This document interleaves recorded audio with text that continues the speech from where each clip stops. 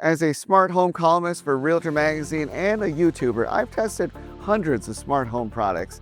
And despite every article and video I've made, people still ask me, what should I buy for this? What should I buy for that? So in this video, I'm going to show you what I'm actually using in our home. Let's get into it. My favorite thing about having a smart home is smart lighting. Here we have the new Lutron Claro and Diva switches throughout our house. I previously had their older version, which has the icons on it, but this one has a nice tactile feel, so I think that was a worthwhile upgrade. Now, if I had a place where it had a lot of smart lighting, I might do like zoos for reliability and that constant power to the smart bulb.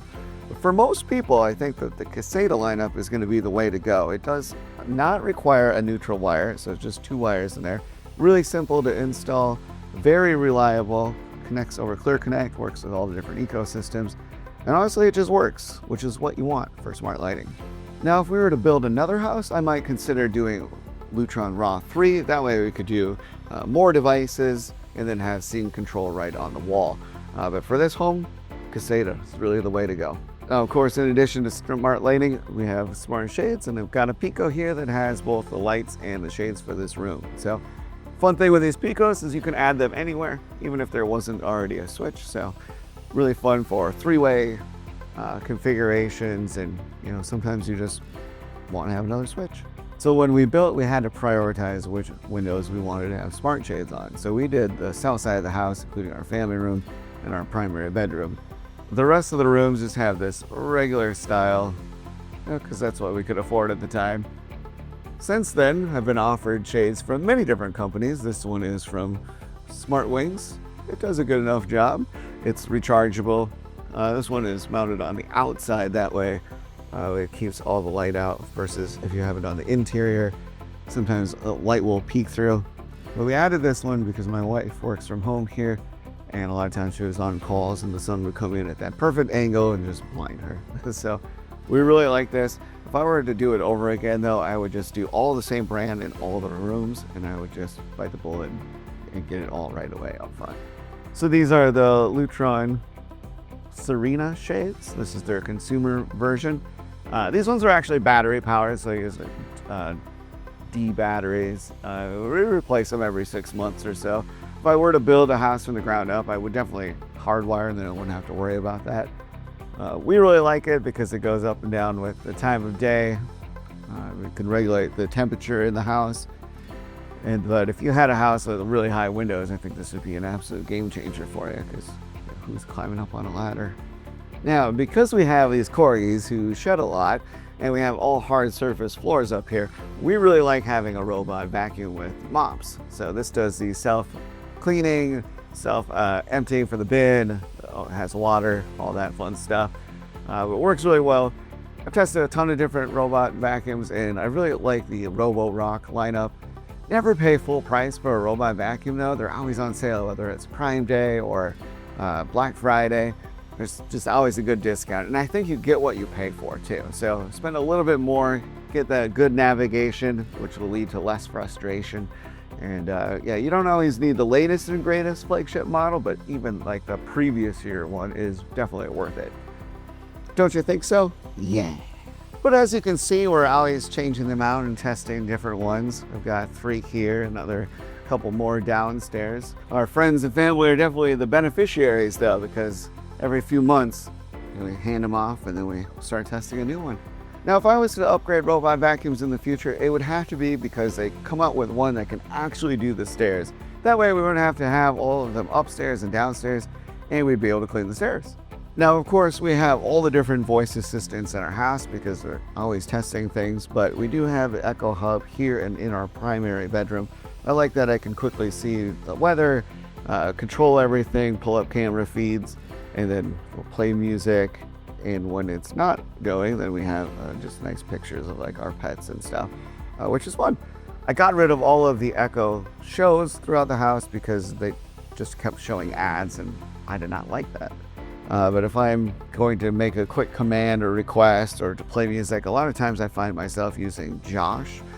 Josh is privacy focused, controlled locally, and then he responds through our Sonos speakers. One of the things we've done in our home is we've added the smart faucet both here in our kitchen as well as down at our lower bar. You can dispense water via app or voice at precise temperatures and measurements. However, we never use it. I do like doing this. So I would recommend just getting a simple one that has the sensor.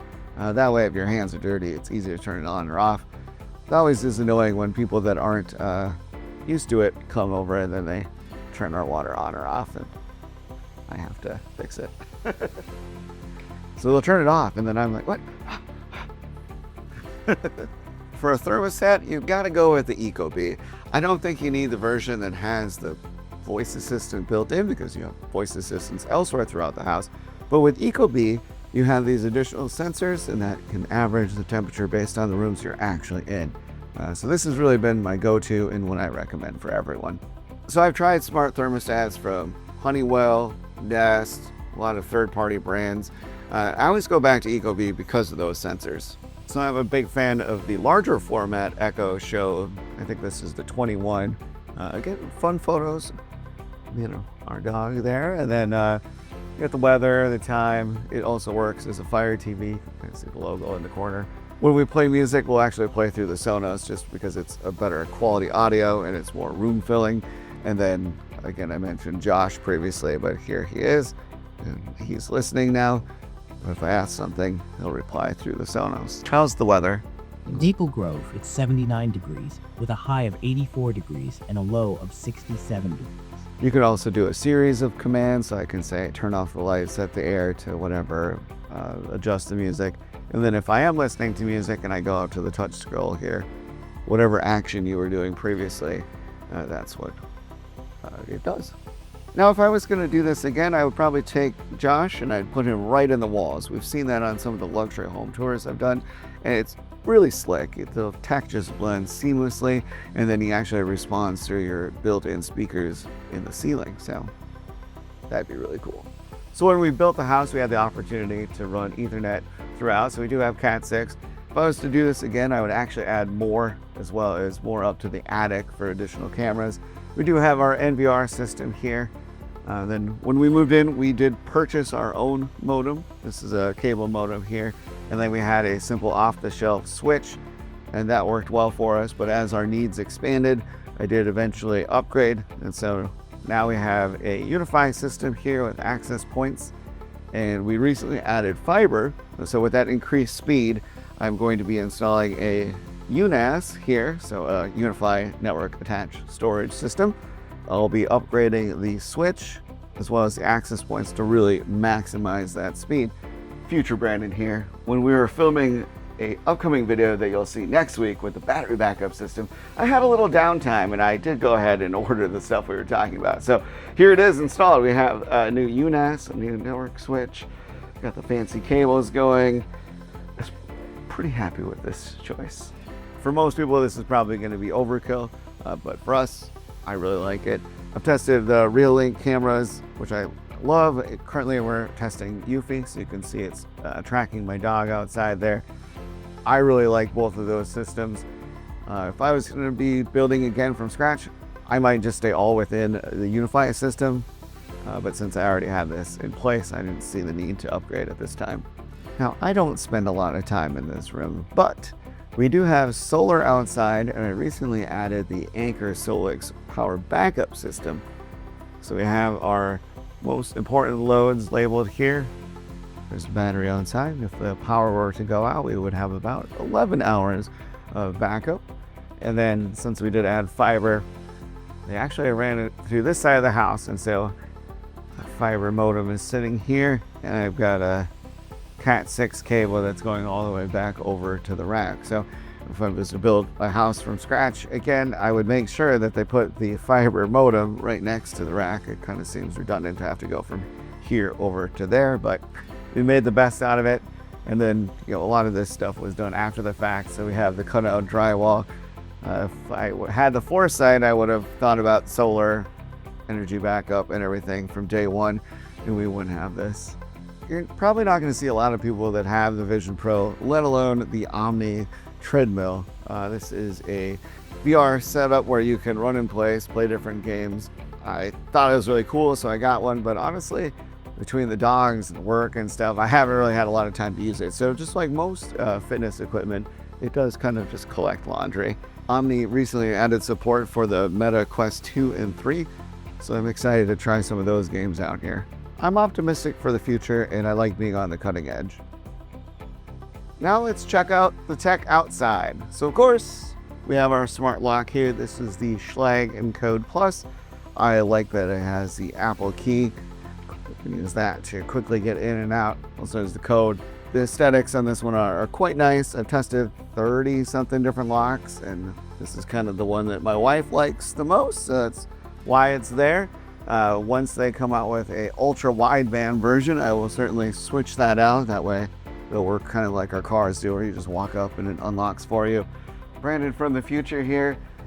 2 days after we filmed, Schlage came out with the Sense Pro, which has ultra-wideband in, just like I wanted. So here it is, it's installed. I'll have a full comparison of a bunch of different locks coming up, so be sure to subscribe for that. Let's just demonstrate real quick. I've got my phone in my pocket. The door is currently locked.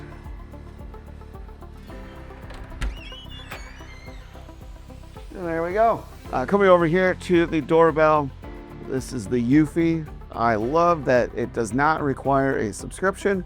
So this records locally, unlike Ring.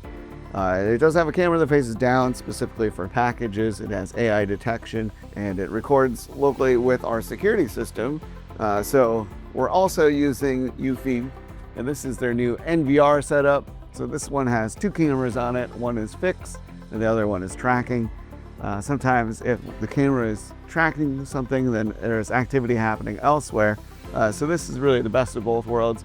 Whenever possible, you always want to hardwire, and with power over Ethernet, we can get 24/7 recording. These will record for about 30 days, and it'll just roll over and rewrite on top of the old footage. So really big fan of UniFi. Before that, we had Reolink. I still love Reolink.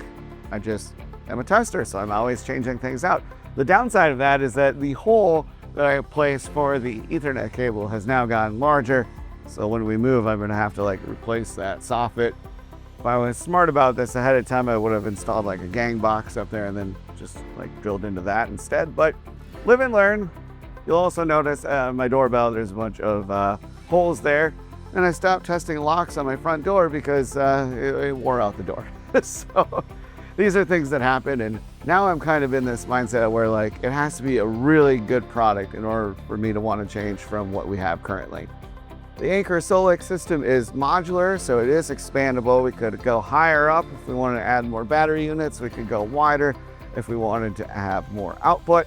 It would just plug in there. So this is a really cool system that I'm excited about. I've had it for about 90 days so far. Fortunately, we haven't actually had any power outages, but we might have to simulate one here just to create some content for you guys. As you can see on the side of the house here, we have a lot of panels going on. So we had solar installed, off-peak. Again, if I was to do this from the ground up, I'd probably think about these ahead of time so I don't have conduit going up and back down for our EV chargers and our solar and everything. But it is what it is, and I'm really happy with all of this. The backyard is the testing ground for our robot mowers. As you can see, we've got a changing of the guard going on here. I'm a big fan of the Luba 3 all-wheel drive, but you're gonna have to subscribe and check out our full comparison. All right, guys, well, our Weber Searwood is up to temperature, so we're gonna go outside and grill.